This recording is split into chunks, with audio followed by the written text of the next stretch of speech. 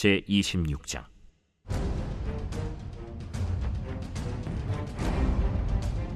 십사람이 기브아에 와서 사울에게 말하여 이르되, 다윗이 광야 바길라산에 숨지 아니하였나이까?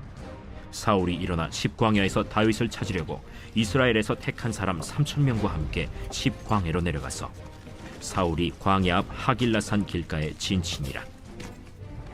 다윗이 광야에 있더니 사울이 자기를 따라 광야로 들어옴을 알고, 이에 다윗이 정탐꾼을 보내어 사울이 과연 이른 줄 알고 다윗이 일어나 사울이 진친 곳에 이르러 사울과 넬의 아들 군사령관 아브넬이 머무는 곳을 본즉 사울이 진영 가운데에 누웠고 백성은 그를 둘러 진쳤더라. 이에 다윗이 햇사람 아히멜렉과 스루야의 아들 요압의 아우 아비새에게 물어 이르되, 누가 나와 더불어 진영에 내려가서 사울에게 이르겠느냐? 아비새가 이르되, 내가 함께 가겠나이다. 다윗과 아비새가 밤에 그 백성에게 나아가 본즉 사울이 진영 가운데 누워 자고 창은 머리곁 땅에 꽂혀 있고 아브넬과 백성들은 그를 둘러 누웠는지라. 아비새가 다윗에게 이르되, 하나님이 오늘 당신의 원수를 당신의 손에 넘기셨나이다. 그러므로 청하오니 내가 창으로 그를 찔러서 단번에 땅에 꽂게 하소서. 내가 그를 2번 찌를 것이 없으리이다. 죽이지 말라. 누구든지 손을 들어 여호와의 기름 부음 받은 자를 치면 죄가 없겠느냐? 여호와께서 살아계심을 두고 맹세하노니 여호와께서 그를 치시리니 혹은 죽을 날이 이르거나 또는 전장에 나가서 망하리라. 내가 손을 들어 여호와의 기름 부음 받은 자를 치는 것을 여호와께서 금하시나니 너는 그의 머리 곁에 있는 창과 물병만 가지고 가자. 다윗이 사울의 머리 곁에서 창과 물병을 가지고 떠나가되 아무도 보거나 눈치채지 못하고 깨어있는 사람도 없었으니 이는 여호와께서 그들을 깊이 잠들게 하셨으므로 그들이 다 잠들어 있었기 때문이었더라. 이에 다윗이 건너편으로 가서 멀리 산 꼭대기에 서니 거리가 멀더라. 다윗이 백성과 넬의 아들 아브넬을 대하여 외쳐 이르되, 아브넬아, 너는 대답하지 아니하느냐? 왕을 부르는 너는 누구냐? 내가 용사가 아니냐? 이스라엘 가운데 너 같은 자가 누구냐? 그러한데 내가 어찌하여 내 주 왕을 보호하지 아니하느냐? 백성 가운데 한 사람이 내 주 왕을 죽이려고 들어갔었느니라. 내가 행한 이 일이 옳지 못하도다. 여호와께서 살아계심을 두고 맹세하노니 여호와의 기름 부음 받은 너희 주를 보호하지 아니하였으니 너희는 마땅히 죽을 자이니라. 이제 왕의 창과 왕의 머리 곁에 있던 물병이 어디 있나 보라. 사울이 다윗의 음성을 알아듣고 이르되, 내 아들 다윗아, 이것이 내 음성이냐? 내 주 왕이여, 내 음성이니이다. 내 주는 어찌하여 주의 종을 쫓으시나이까? 내가 무엇을 하였으며 내 손에 무슨 악이 있나이까? 원하건대 내 주 왕은 이제 종의 말을 들으소서.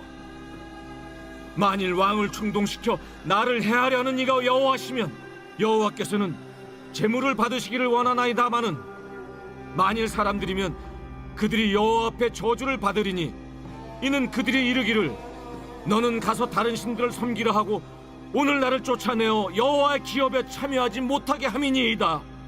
그런즉 청하건대 여호와 앞에서 먼 이곳에서 이제 나의 피가 땅에 흐르지 말게 하옵소서. 이는 산에서 메추라기를 사냥하는 자와 같이 이스라엘 왕이 한 벼룩을 수색하러 나오셨음이니이다. 사울이 이르되, 내가 범죄하였도다. 내 아들 다윗아, 돌아오라. 내가 오늘 내 생명을 귀하게 여겼은즉 내가 다시는 너를 해하려 하지 아니하리라. 내가 어리석은 일을 하였으니 대단히 잘못되었도다. 왕은 창을 보소서. 한 소년을 보내어 가져가게 하소서. 여호와께서 사람에게 그의 공의와 신실을 따라 갚으시리니 이는 여호와께서 오늘 왕을 내 손에 넘기셨으되 나는 손을 들어 여호와의 기름 부음을 받은 자 치기를 원하지 아니하였음이니이다. 오늘 왕의 생명을 내가 중히 여긴 것 같이 내 생명을 여호와께서 중히 여기셔서 모든 환난에서 나를 구하여 내시기를 바라나이다. 내 아들 다윗아, 내게 복이 있을지로다. 내가 큰 일을 행하겠고 반드시 승리를 얻으리라. 다윗은 자기 길로 가고 사울은 자기 곳으로 돌아가니라.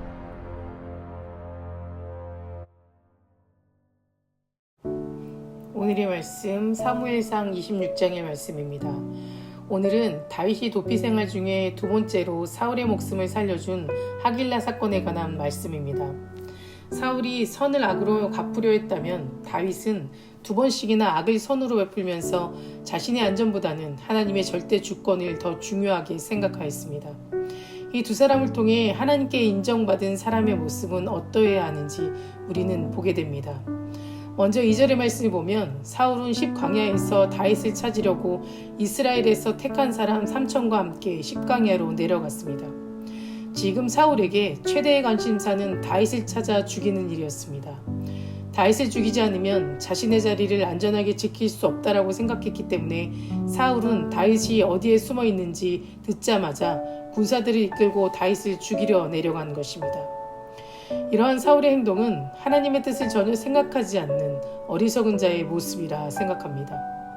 하나님은 이미 사울의 자리를 패하고 그 자리에 다윗을 세우고자 작정하셨습니다. 하나님이 작정하신 일은 사람의 힘으로는 절대 바꿀 수도 또 없앨 수도 없습니다.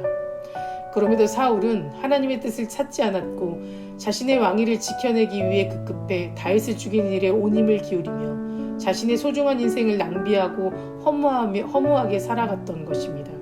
그 결과 사울은 하나님을 찾지 않고 자신의 힘으로 허망된 일에만 매달렸던 실패한 양으로 기억되어 버렸습니다.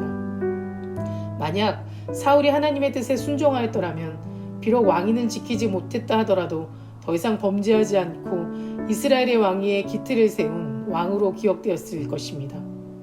여러분, 우리가 인생을 낭비하지 않으려면 가장 먼저 하나님의 뜻을 찾아야 하고 그것을 힘써 따라 살아가야 합니다. 그래야 인생에 실패하지 않고 후회 없는 삶을 살게 되는 것입니다. 성경은 하나님의 뜻을 이해하는 사람이 지혜 있는 사람이라고 말합니다. 아무리 조건이 좋고 또 많은 것들을 가졌다 해도 하나님의 뜻을 모르면 이 모든 것들은 헛되이 낭비하게 됩니다. 하나님의 뜻을 아는 사람과 그렇지 못한 사람의 차이는 달란트 비유에서도 볼 수 있습니다. 주어진 달란트에 최선을 다하여 칭찬과 상급을 받은 사람은 하나님의 뜻을 알고 행하는 성도들의 모습입니다. 반면에 자신의 달란트를 땅속에 감춰두었다 책망받게 된 사람은 하나님의 뜻을 모르거나 알면서도 순종하지 않는 성도들의 모습입니다. 우리도 사울처럼 하나님의 뜻을 모르고 정작 힘써야 할 일들을 제껴두고 필요 없는 것들에 매달려 살게 된다면 자신의 소중한 인생을 낭비하게 될 것입니다. 그래서 우리는 항상 자신이 하나님의 뜻에 합당한 삶을 살아가고 있는지 점검해 봐야 하는 것입니다. 반면에 19절의 말씀을 보면 다윗은 나를 해하려는 하는 이가 여호와시면 여호와께서는 재물을 받으시기를 원하나이다 라고 고백하였습니다. 다윗은 자신을 죽이려고 뒤쫓은 사울의 행동이 만약 하나님께서 원하시는 것이라면 자신은 기꺼이 죽겠다라고 말하고 있습니다. 오늘 우리에게도 이러한 자세가 있어야 할 줄 믿습니다. 하나님의 뜻이면 그것이 무엇이든 순종하겠다는 자세, 이것이 우리가 가져야 할 자세입니다. 아브라함이 100세가 되어 겨우 얻은 아들 이삭을 제물로 드리라는 하나님의 명령을 받았을 때 그의 마음은 할 수만 있다면 피하고 숨고 싶었을 것입니다. 하나님의 명령이 아브라함에게는 견디기 힘든 시련이었을 것입니다. 하지만 하나님께서 명령하신 일이기에 그는 묵묵히 따랐던 것입니다.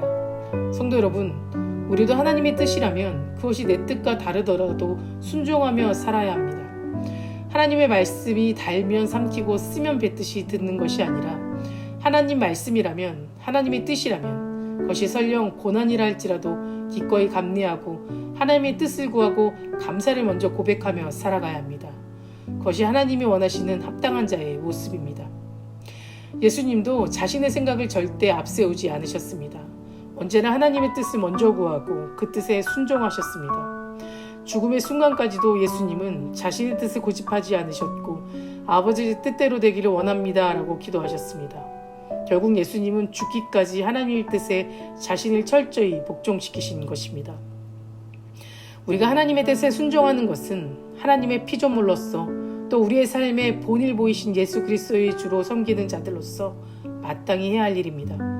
그러니 우리 모두는 주의 뜻이라면 살기도 하고 죽기도 하겠다는 각오로 하나님 앞에 서야 하는 것입니다. 사랑하는 성도 여러분, 다윗이 2번씩이나 사울에게 원수를 갚을 수 있는 기회가 있었음에도 그의 생명을 해치지 않은 것은 그의 삶을 움직이는 힘이 하나님께 있음을 믿었기 때문입니다. 우리가 믿음대로 살도록 힘써야 하는 이유는 그것이 우리의 삶을 거룩하고 위대한 것으로 채워줄 수 있기 때문입니다. 믿음의 좋은 삶이란 하나님께서 중심이 되는 삶을 말합니다. 하나님은 언제든지 자기를 신뢰하고 믿는 믿음의 사람들을 통해서만 역사하시고 계획하신 것을 이루어 나가십니다. 그러니 우리는 세상 사람과 모든 면에서 구별이 되도록 힘쓰고 하나님을 기쁘게 해야 합니다. 생각하는 것이나 말하는 것, 또 행동하는 모든 것을 통해 하나님의 이름을 높이고 살아가는 참된 그리스도인 되시기를 간절히 기도합니다. 다 같이 기도하시겠습니다. 오늘은 금요일입니다. 금요일의 공동기도 제목은 환우분들을 위해 기도해 주시기 바랍니다. 먼저 이용숙 권사님, 박재순 권사님, 김세영 권사님, 윤영 권사님, 오유미 집사님, 박서연 청년, 유기미 청년의 치유를 위해서 기도해 주시고 각종 질병과 불면증, 공황장애 등 마음의 질병을 위해서도 함께 기도해 주시기 바랍니다. 사랑과 은혜가 충만하신 하나님, 오늘도 불러주심에 감사를 드립니다. 우리가 지금 이곳에서 예배를 드릴 수 있는 것도, 믿음을 가지고 하나님께 찬양할 수 있는 것도 다 하나님의 은혜고 선물임을 알게 하심에 감사를 드립니다. 모든 헛된 마음을 버리게 하시고 하나님께서 주신 축복에만 만족하며 살아갈 수 있도록 인도하여 주시옵소서. 세상 사람들과 모든 면에서 구별된 삶을 살아가도록 인도해 주시고 우리의 삶을 통해 하나님을 높이며 살아가게 하여 주시옵소서. 특별히 오늘은 한우분들을 위해 기도합니다. 암으로 치유받고 있는 이영숙 권사님, 박재순 권사님, 김세영 권사님, 유윤영 권사님, 오유미 집사님, 박서연 청년, 유경미 청년, 주님 깨끗이 치유주시고 오로지 하나님만을 신뢰하고 믿으며 끝까지 소망 가운데 기도로 나아가며 믿음으로 살아가게 하여 주시옵소서. 추적 중인 성도님들, 입원 중인 성도님들 나음받는 역사가 일어나게 하시고 하루속히 건강을 회복시켜 주셔서 우울증, 공황장애, 불면증 겪고 있는 성도님들에게도 담대한 마음과 평안함으로 하나님이 주신 참 자유를 누리며 살아가게 하여 주시옵소서. 담임 목사님 사역 가운데 성령님 함께하여 주심에 감사를 드립니다. 계획하시고 준비하는 모든 사역마다 성령님 함께하여 주시고 하나님의 능력이 나타나게 하여 주시며 함께 동력하고 중보하는 자들을 세워 주시옵소서. 또한 말씀을 준비하시고 선포하실 때마다 은혜 충만함으로 채워 주시옵소서. 다음 세대 아이들의 믿음을 지켜주셔서 말씀으로 자라고 기도로 성장하는 아이들 되게 하시고 그 아이들이 믿음의 공동체 안에서 더욱 은혜를 나누며 살아갈 수 있는 주님의 귀한 제자 되게 하여 주시옵소서. 새벽마다 1000번째 드리며 간구하는 기도 제목에 응답하여 주심을 믿사오며 이 모든 말씀 예수 그리스도 이름으로 간절히 기도드립니다. 아멘.